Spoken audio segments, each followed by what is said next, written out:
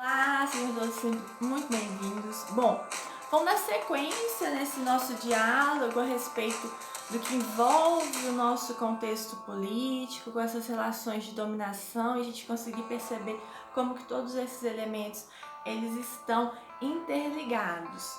Então nós falamos já a respeito dos tipos de dominação, da questão do poder e da política no nosso cenário nacional, e agora a gente precisa fazer uma reflexão bem interessante a respeito da democracia participativa e da democracia representativa. Então, como que nós entendemos esses dois aspectos? A gente precisa entender que a democracia que a gente vivencia hoje, ela é totalmente divergente daquela democracia que acontecia na Grécia Antiga. Então, na Grécia, qual que era o modelo de democracia que a gente vivenciava? Uma democracia direta, na qual todos aqueles que eram considerados cidadãos, eles tinham livre acesso de participação no debate político, nessas tomadas de decisões, nas questões que envolvem as políticas públicas. Então, sendo considerado cidadão, analisando todos aqueles critérios que eram colocados por eles, e eu querendo estar presente naquele debate, naquela situação que envolve esse aspecto político, social, econômico, eu tinha total autonomia para fazer isso.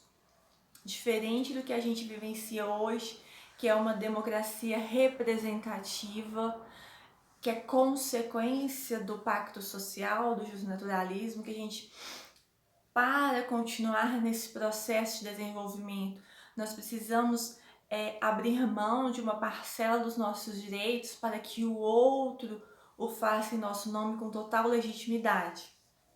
Então agora nós não temos mais essa perspectiva de todos agindo diretamente nesse processo político. Agora eu tenho alguém que faz isso em nome de toda a coletividade, visando esse desdobramento do pacto social, do justnaturalismo, cujo principal enfoque é essa sociedade que está numa crescente de desenvolvimento, e nós temos um quantitativo populacional muito maior que aquele que era observado, aquele que era vivenciado na Grécia Antiga. Então nós vivemos uma democracia contemporânea, essa democracia que ela passa de uma democracia direta, de uma democracia participativa, para uma democracia representativa. Então a democracia participativa ela é direta, enquanto a democracia representativa ela é indireta, na qual eu vou ter alguém com autonomia, com legitimidade, tomando todas as decisões em nome daquela sociedade como um todo, ainda que nem todos pactuem no mesmo posicionamento político que é aquele representante. E nós precisamos entender que nós temos nessa democracia participativa dois elementos que são interessantes, que são sistema de partido e sistema de governo. Então, o que é esse sistema de partido? O sistema de partido ele vem logo depois da ditadura. Ou seja, antes era nítido a diferença que existia na nossa sociedade, porque era muito específico. Ou era de direita ou era de esquerda. Eu não tinha todos esses grupos políticos divergentes. Então eu só tinha dois partidos com força expressiva. Porém, já que nós falamos que essa democracia ela dá um salto da participativa para a representativa, para acompanhar o desenvolvimento da sociedade, a gente tem que entender e ter isso bem claro que com esse contingente populacional, com esse volume de pessoas que vivem no mesmo espaço social, é impensável que apenas dois grupos políticos vão dar conta de todas as ideias que essas pessoas elas tentam expressar, porque nós somos pessoas plurais.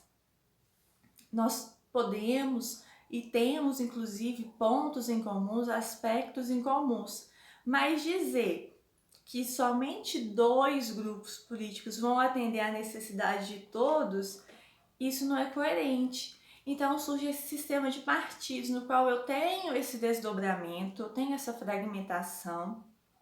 Então surge a possibilidade de outros partidos políticos eles se assentarem e ganharem força no processo político nacional para atender às demandas, às necessidades, às ideologias daquelas pessoas, porque se eu tenho só 2, eu vou para aquele que ele vai atender melhor a minha expectativa, mas ele ainda deixa lacunas.